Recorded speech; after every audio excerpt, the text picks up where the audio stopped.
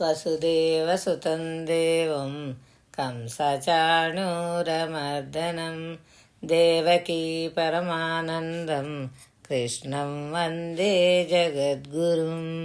శ్రీమద్భగవద్గీత 241వ భాగము 11వ అధ్యాయము విశ్వరూప సందర్శన యోగము. 49వ శ్లోకము.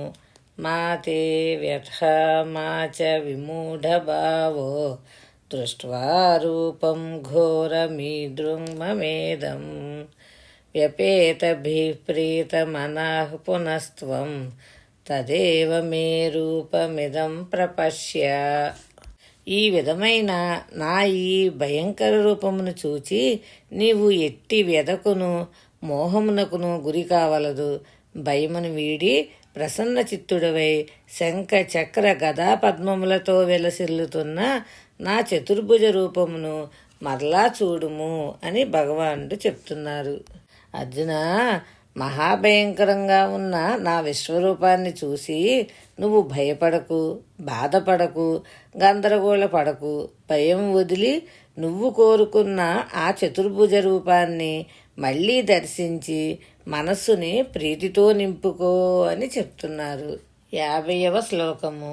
సంజయ ఉవాచ ఇత్యర్జునం వాసుదేవస్తథోక్త్వా స్వకం రూపం దర్శయామాస భూయః ఆశ్వాసయామాస చ భీతమేనం భూత్వా పునః సౌమ్య వపుర్మహాత్మా. సంజయుడు పలికెను. వాసుదేవుడు ఈ విధంగా పలికి అర్జునునకు తన చతుర్భుజ రూపమున దర్శనమిచ్చెను. అనంతరము శ్రీకృష్ణ పరమాత్మ సౌమ్యమూర్తి అయిన తన కృష్ణ రూపమును స్వీకరించి భయపడుతున్న అర్జునునకు ధైర్యం చెప్పెను.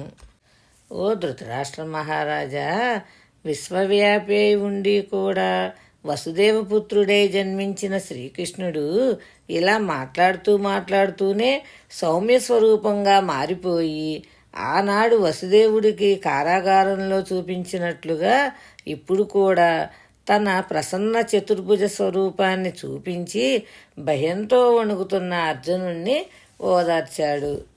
51వ శ్లోకము.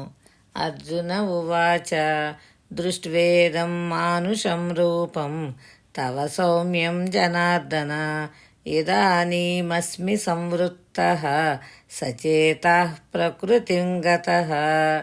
అర్జునుడు పలికెను. ఓ జనార్దన, మీ అతి సౌమ్యమైన మానవాకృతిని అంటే శ్యామసుందర రూపమును చూచి ఇప్పుడు నా మనస్సు కుదుటపడింది. నేను నా స్వాభావికమైన అంటే సహజ స్థితిని పొందితిని అని అర్జునుడు చెప్తున్నారు. సర్వజీవ నియామక శ్రీకృష్ణ, అమ్మయ్య, ఈ నీ ప్రసన్న మానవాకారాన్ని దర్శించాక ఇప్పుడు నా మనస్సు కుదుటపడింది, దాంతో స్వస్థత లభిస్తోంది అని పరమాత్మతో అర్జునుడు అంటున్నారు. 52వ శ్లోకము.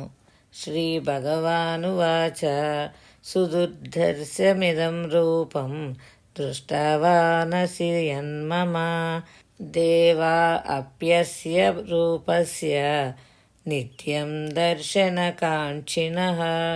శ్రీ భగవానుడు పలికెను. నీవు చూచిన నా ఈ చతుర్భుజ రూపము యొక్క దర్శన భాగ్యము అన్యులకు అత్యంత దుర్లభము. దేవతలు సైతము ఈ రూపమును దర్శించటం కోసం సదా ఉవ్విళ్ళూరుచుందురు. దేవతలు కూడా ఈ రకమైన దర్శనం కోసం తపిస్తూ ఉంటారు అని చెప్పటం ద్వారా అది వారికి సులభంగా లభించటం లేదని, తన అనుగ్రహం వల్ల అర్జునుడికి మాత్రం అది సులభంగా లభించిందని భగవానుడు సూచిస్తున్నారు. దీని ద్వారా ఆ రూపం మీద అర్జునుడి గల భక్తి శ్రద్ధలను భగవానుడు మరింత వృద్ధి చేస్తున్నారు. శుభం భూయాత్.